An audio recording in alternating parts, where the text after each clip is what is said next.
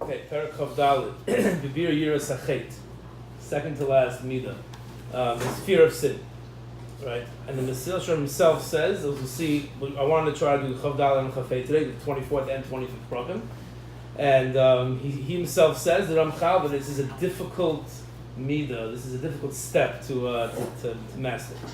So he explains there are three types of fear. When it comes to Yiddishkeit, there are three types of fear. Number one, he says, is the easiest. That's Yiras HaOidish, fear of punishment. As Moshivi always says, it's the fear of the shtekin, of the stick. Right? A person does an aveira, Kadosh Baruch Hu has a stick, and he hits the person. It could be it's in this world, it could be it's in the next world. Obviously, Hashem takes into account all the different circumstances surrounding the aveira, and if it was hard to withstand, it'd be less of a punishment. If it was easier, more of a punishment. But there is a din v'cheshbon. There is people are accountable, and the Yiras HaOidish. What motivates a person? Why is it easy for us to have the Yiras HaOidish, the fear of the punishment? Says the Mesillas Yesharim, Ki kol adam oyev es atzmai. Every person loves himself. V'yar lenafshay, and he's fearful for himself. He wants to stay safe. V'in davar sheyarchid oisim me'asas davar echad yosim min hayira. Nothing motivates a person more than yira. The person's afraid that if I go, this is going to happen to me. If I do this, if I eat that, the doctor tells me smoking is horrible. If the person's going to die, then he stops. Fear, says the Mesillas Yesharim, look at his lashon again. Ein davar sheyarchid oisim me'asas davar echad yosim min hayira.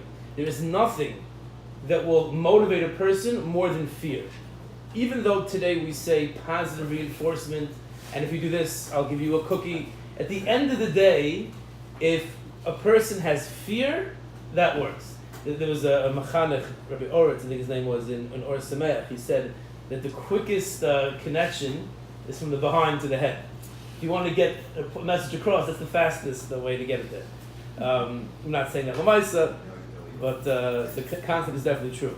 So that's the easiest form of fear, and that should motivate a person. The person thinks to himself, Rabbi Yonah talks about this in the beginning of Shari Tshuva, the person thinks to himself that, imagine a person who's doing something knowing that after he does it, the man with the baseball bat's going to hit him over the head. So the person wouldn't do it. If he had the Yiras HaOidish, he wouldn't do a Veish. That's the easiest, but says the Mesillas Yesharim, that in Yiras Ru'uya Ela Amei Ha'aretz. It's really only for simple people. It's a very basic type of fear. There are two other types of fear that's really 2A and 2B, because they're very related, and that is Yiras HaRoimimus, fear, or we'll say awe of a Kadosh Baruch Hu's exaltedness, how great a Kadosh Baruch Hu is. One gets to that fear, the definition of that is that I'm not going to do an Aveira, says the Mesillas Yesharim, out of Hashem, because of Hashem's honor. When you're in the company of important people, of impressive people, certain things you don't do out of respect for those individuals. So a person understands, he has the idea of Askali, he has knowledge and understanding of Rabbi Musa Yisbarach, HaKadosh Baruch Hu's, what HaKadosh Baruch Hu is, as far as we can understand, how great Hashem is,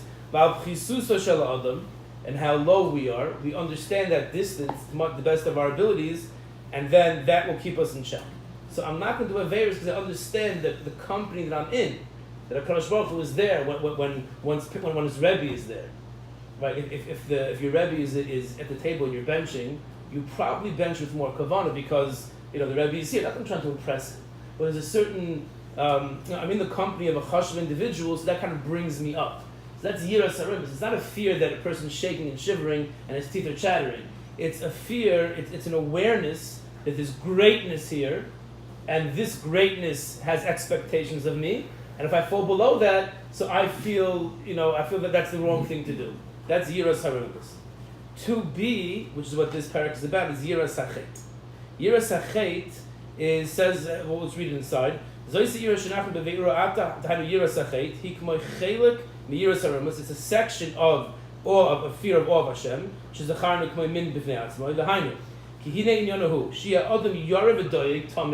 a person is always nervous, he's always concerned. A person's always concerned, did I daven properly? Are my tefillin kosher?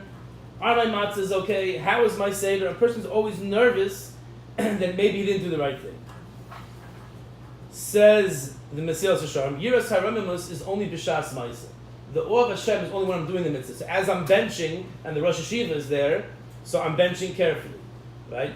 but that only really applies when I'm doing a mitzvah. So I have fear and awe of Hashem. That keeps me from doing an Avera B'Shas Maisa, when the Avera presents itself. And that helps me do mitzvahs better B'Shas Maisa. The Yiras HaChet, the fear of the sin, is not B'Shas Maisa. It's not when the Avera is present. Says the Mesillas Yesharim, it's B'chol Eis u'B'chol Shah. It's always. Shini B'chol Rega Hu Yari. Every second of his life he's scared. Pen Yikoshel. Maybe he's going to stumble and do something wrong. Maybe there's something that he did that was against what HaKadosh Baruch Hu wants. Ki Ikra, the Ikra of Yiras HaChet is Yira min HaChet shel Yikonis v'Yisar b'Maisav machmas Pshia v'Yisrashlos v'machmas Helem Yir be'ezeh derech shiyeh. That because of my negligence, because I was lazy, because I wasn't paying attention, some Avera creeped into what I was doing. And he quotes the pasuk initially, Ashri Adam Mefached Tamid. Praiseworthy is the person who's always scared. So says Shlomo HaMelech, we're always supposed to be scared. Yiras HaChet means I'm always scared, I'm always fearful, that I'm doing the wrong thing. Now I ask you, is that healthy? I'm always nervous, I'm always on shtiltes, I'm always scared. Ashri Adam Mefached Tamid. Can't be. The way we understand it, it can't be. The Torah is eternal, and it's always true. So we must have a certain concept of what does it mean of understanding of mafachet tamid, of always being fearful. For us, we won't be able to function like that. So, the Brisker Rav. So the Brisker Rav was a very nervous person, they say, and he was always afraid that he didn't do things right. And maybe he's always, when it came to mitzvahs, his dalim minim and his matzah, he's always very, very fearful to make sure everything is perfect. His father, Reb Chaim, was Rosh Yeshiva in Volozhin. And Reb Chaim's grandfather-in-law was the Netziv.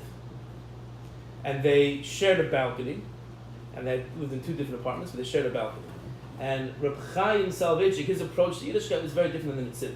They say, it's timely, the Pesach Seder was very different than Netziv Seder and Reb Chaim Seder. First of all, Reb Chaim would pace back and forth on his balcony until he felt it was nacht, it was nighttime. He wasn't sure, was it nighttime? He would wait and wait and wait. The Netziv's first wife was Reb Chaim Volozhin's daughter. Reb Chaim Volozhin was the founder of the Volozhin Yeshiva. His granddaughter was the Netziv's first wife, and Netziv's second wife was the Aruch HaShulchan's daughter. Now, Netziv's second wife was a colorful individual. So there's one Leil Seder, Reb Chaim is pacing back and forth, waiting for Nacht, and she was bothering her. She walks outside and she says, Nu Reb Chaim Gnug, it's enough, go, start your Seder. Bob, what are you pacing about? So they say that Netziv's Seder there was Simcha, and there was the kind of mitzvahs with the matzahs, and the mortar, and the dal koises, and secret Yis Mitzrayim. It was great. And see, Reb Chaim's Seder was just, everyone was like, make sure you had a Shiur, make sure the matzahs, there's no kfula, it's not like bent over the matzahs, make sure you have the proper Shiur, do you drink it? Was it a Seder, you lean enough? And that was the whole, it's a different mahalach of Avodas Hashem. So someone was once telling me, Mishpacha, someone who was last in the salvation was telling me that the Brisker Rav, it seemed, was a very nervous person in general. I mean, that was his personality, that was his makeup. And therefore, when it came to all these things, I said, it's not true, it's Lashon Hara, it's not true. Not true. I know it's not true. Because he had Ma'asim with the Brisker Rav, where he was living in Yerushalayim during all the wars. He came over after the Second World War, in the middle of the Second World War, and he lived through other wars. He was in Yerushalayim, and bombs were falling. All around them, bombs were falling. And so, to go into a bunker under the building was safer if there's a direct hit, right? But it's dangerous because even an indirect hit, you can get buried in the bunker, and there was no cell phones back in, I would think, 1950. There's no cell phones, and therefore you can be and a person can die just from being buried into the rubble. But so if you're staying in your upstairs, you're safe from that perspective. A direct hit would be obviously a person would die. So the Brisker Rav held there's no miling going downstairs into the bunker because either way, there's a sakana either way, it's dangerous. He was sitting and learning as the bombs were falling, he was sitting there, old Ruyig, old Kam, and he was learning. His kids were begging him, please come downstairs. They were scared. The little daughters are scared. They're crying. They're begging the father to come downstairs. He held, there's no reason to go downstairs, but if my daughter is crying, she's scared, that's a reason to go downstairs. So he went downstairs. 5 minutes later, maybe it was whatever, an hour later, direct hit the building he was learning, the room that he was learning. Totally decimated. The kids were smart, they saved their father's life. So the Bishop turned and said to them, you're a mazik, you have to pay me for the whole room. He tells his little daughter, I would have been there, the bomb wouldn't have hit. It's because I came downstairs, the bomb hit. If I would have been up there, the bomb would have been an indirect hit, would have buried the bunker. Now that was downstairs. But you see that his nervousness was only surrounding mitzvahs. He was sitting there as bombs were falling everywhere, and he was, look we're learning now. Because if a person, as we spoke in our position, if the bomb has his address on it, if it has his address on it. And if not, not. But when it comes to mitzvahs, there is a certain nervousness we have to have. But it can't be a crippling nervousness. It can't be a crippling fear. But there has to be a concern. A person has a business, right? So he's concerned to make sure it's doing well. And he's checking it, and he's this, and he's that. And he makes cheshbonis, didn't b'cheshbon nefesh in the business. It's not that he can't enjoy himself, but in the back of his mind, he's always thinking, I hope things are doing well, I hope this is going well, and he's making phone calls now and again. That's the fear that Shlomo Melech was talking about. Ashrei Adam Mefaked Tamid doesn't mean that wherever I go I'm paralyzed, but I'm concerned to make sure that my davening is a good davening. I'm concerned to make sure that my tefillin are kosher, I check it. I'm not going to obsess and spend, there are people who spend 3 hours saying Kriya Shema. That's already an OCD, that's a disorder, that's a problem. But we could be a little bit OCD. Behavior doesn't mean that it's not to the point that it's affecting one's life, but what's important to me, so to an extent I obsess over it. It could be obsessed over a business, over a relationship, whatever it might be, but to a healthy extent, obviously. But it seems that to be a very logical thing, because every mitzvah, there's so many details concerning the mitzvah. You go to the bathroom, there are ways of handling yourself in the bath. Everything you do has details that pertain to it. So you always must be cognizant of these things and have them in mind. Otherwise, you make a mistake. Right. I mean, you say when you're putting on your shoes in the morning, to how you get dressed and how you in the shower, which side of your head you wash your head first. Right. So you think it's not a question of being really nervous about it necessarily, but you have to be careful about how you do everything in your life, because there are details and halachas pertaining to everything. Right. No, that's definitely true. We're always every step that one's taking. It's the way you do things. It's not just. In the beginning, it's like very overwhelming because all these new things. But once a person gets used to it, it's not overwhelming. But like Daniel's saying, you have to be cognizant of that. So that is that's Yiras Hachet, and that's the highest darga. Yiras Harumas and Yiras Hachet. He gives an example. Avram Avinu, Lot is taken captive, and Avram Avinu goes out to fight the war to bring back his nephew. The pasuk says, it's a Medrash Rabbi brings the pasuk, Al Tira Avram, don't be scared. Kadosh Baruch Hu like Avram, don't be scared. Rabbi Levi says, the Fishahaya Avram is Pachid V'Omer. Avram Avinu was scared. Bein Kol Uchlusin Sharakti, all the people I killed, and many people were killed in that war. Shemahaya Beineim Tzadik Echad Yirei Shemayim Echad. Maybe there was one innocent individual. Maybe there was one righteous person amongst those that I killed. Lefichach never loy Al Tira Avram. Don't be scared, Avram.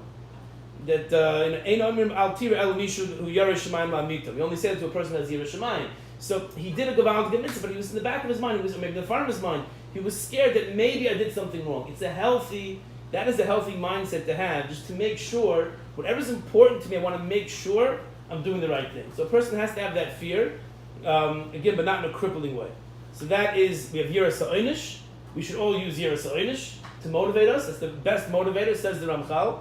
Then we have Yiras Haroinimus, which is awe of Hashem's greatness, which comes through contemplation. Then we have Yiras Hachet, is fear of sin, making sure that what I'm doing is my mitzvahs are correct, and I stay away from Avedas. Very quickly, Parak Chafei, how does one acquire the Yira? It's a fascinating insight here. So he says, there are two things you need. You have to contemplate two things to come to Yiras Hachet, Yiras Haroinimus. One is to realize that a Kadosh Baruch Hu is in every place of the world. Molech kol aretz kavodo. Hashem is everywhere. He's right now with us. He's here right now with us. And he's mashgiach al kol davar katan v'gadol. And ein nistam mineged einav. HaKadosh Baruch Hu is paying attention to everything big or small. He's paying attention to everyone in this room, how we're sitting, what we're doing, what we're thinking about. Ein nistam mineged einav. There is nothing that is hidden from HaKadosh Baruch Hu. He's everywhere and he's involved in everything. Once a person understands that, so me'elea tavu boya yirav pachad. It'll come automatically. Once a person realizes that HaKadosh Baruch Hu, the Rosh Hashiva, is always here. He's always looking over my shoulder. If a person has that realization, then for sure he's not going to sin. But says the Mesillas Yesharim, this is very hard. It only comes through Hasmadas, Yizboinus V'Yistakos HaGadol, Ki Kevin Shadavar Rachuk Michushenu, since we don't perceive this. This concept that HaKadosh Baruch Hu is here and Mashgiach on us, our senses don't pick up on that. That which one's senses don't pick up on, it's very hard to instill that in oneself. This requires significant contemplation. Because if you tell me I have to have tefillin and these are the halachas, I can look at it, I can see it, okay, fine, I know what to do. But here, fear Hashem. Where's Hashem? I don't see Hashem. So that comes only through his baininess. And built-in nifsakas, he says, it has to be a constant contemplation that never ends. She'ena yir nilmedes elamin hakriya ha-built-in nifsakas. Only from reading things about HaKadosh Baruch Hu, how he's always here, and how he's always mashgiach on us, if one ever stops that, then the year is not going to be there. So, and says to Mesillas, that's why it's so difficult. It's against our teva. This yiras hachet, yiras service is against our teva.